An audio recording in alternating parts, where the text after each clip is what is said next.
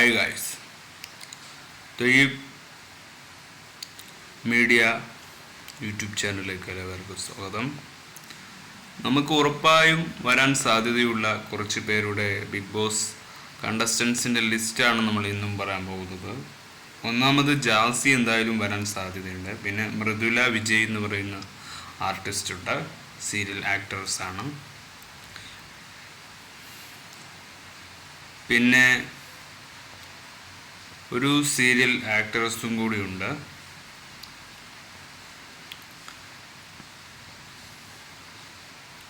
ബീന ആൻ്റണി എന്ന് പറഞ്ഞൊരു സീരിയൽ മുതിർന്ന ആക്ട്രസ് ഉണ്ട്.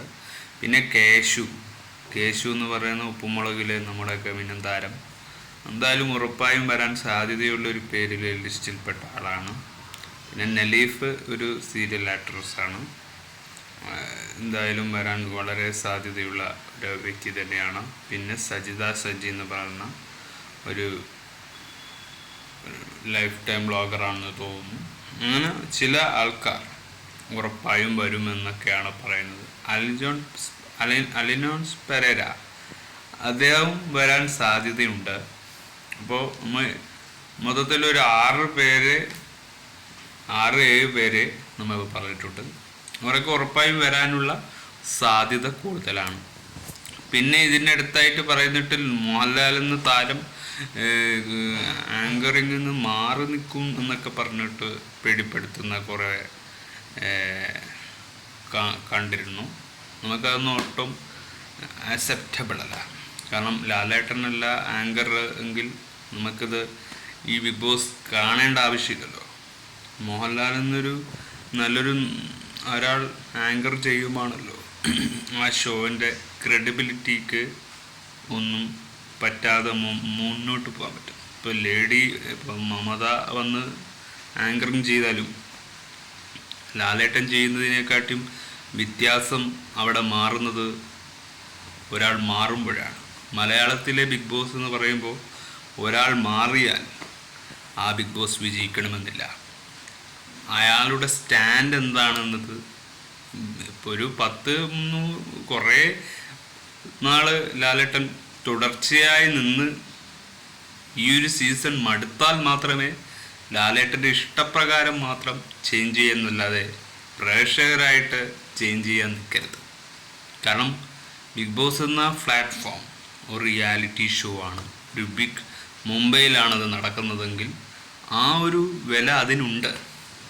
അല്ലാതെ നിസ്സാരമായൊരു ഷോക്കൊന്നും ജനങ്ങൾ പെട്ടിയും പിറക്കും എടുത്ത് ഈ പറയുന്ന 7 പേരും 6 പേരും 10 പേരും ഒക്കെ 90% അവിടെ വിശ്വസിച്ച് പോകണമെങ്കിൽ ആ ഷോക്ക് ഒരു ക്രെഡിബിലിറ്റി ഉണ്ട്.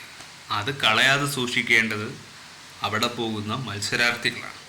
അല്ലാതെ അവിടെ ജോലി ചെയ്യുന്ന ആങ്കേഴ്സോ ടെക്നീഷ്യനോ ഒന്നുമല്ല.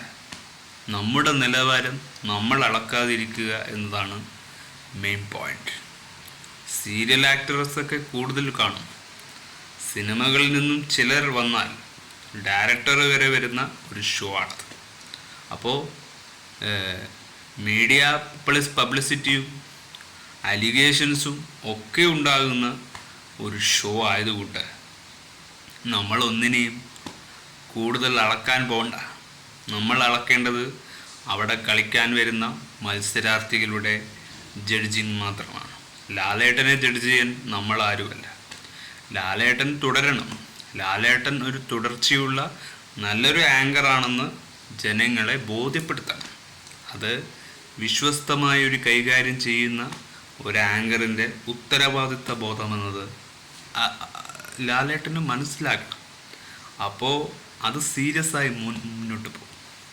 അദ്ദേഹത്തിന് ആങ്കർ ആകാൻ കഴിയില്ലെങ്കിൽ അദ്ദേഹം ഇങ്ങനെയുള്ള കടുംകൈക്ക് നിൽക്കില്ലല്ലോ.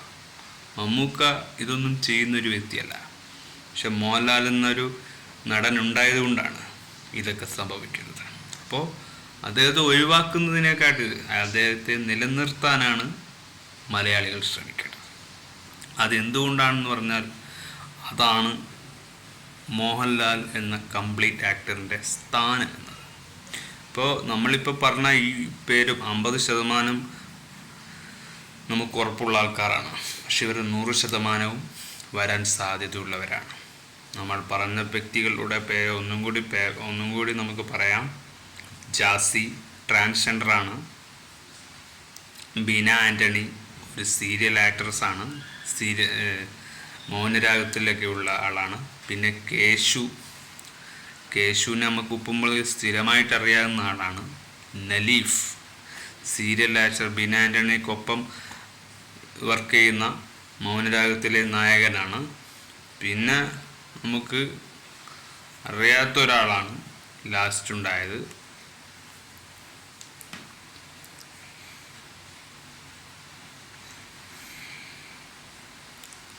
മൃദുല വിജയും നമ്മൾ പറഞ്ഞിരുന്നു.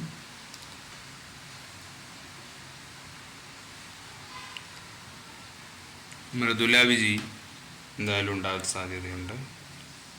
കഴിഞ്ഞ പ്രാവശ്യമേ ഉണ്ടാകാൻ സാധ്യതയുള്ള ഒരു വ്യക്തിയായതുകൊണ്ട്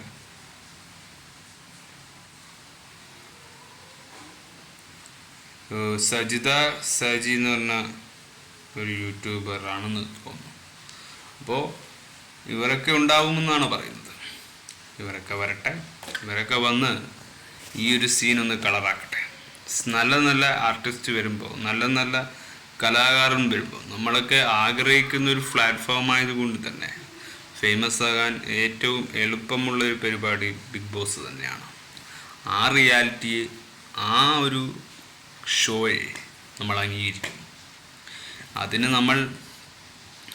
നമ്മളതായ നിലനിൽപ്പ് മറികടക്കാതെ അവിടെ എന്തൊക്കെ പറയുന്നു അതൊക്കെ ചെയ്തു കൊടുക്കുക എന്ന ഓപ്ഷൻസ് ആണുള്ളത്.